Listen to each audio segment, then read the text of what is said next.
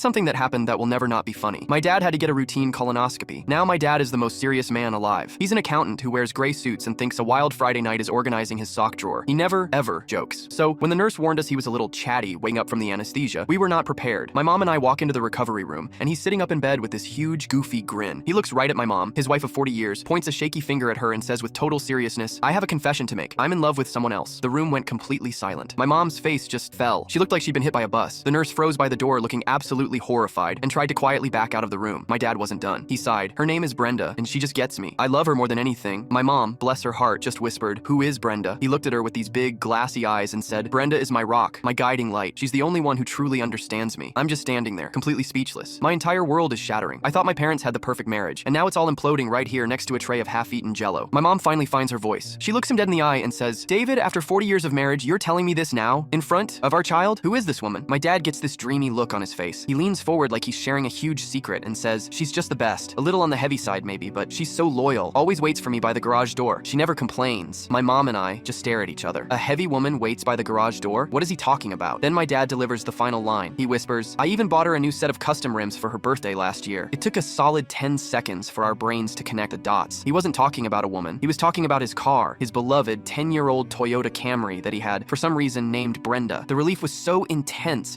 My mom went from heartbroken to furious, to laughing so hard she was crying in about 5 seconds. The nurse peeked back in to see my mom literally bent over, wheezing with laughter, and me wiping tears from my eyes. My dad, still high as a kite, just patted the bed rail and said with a happy sigh, "Brenda would love this bed. So much lumbar support." He had zero memory of any of it an hour later, but to this day, whenever he goes out to the garage, my mom will yell, "Say hi to Brenda for me."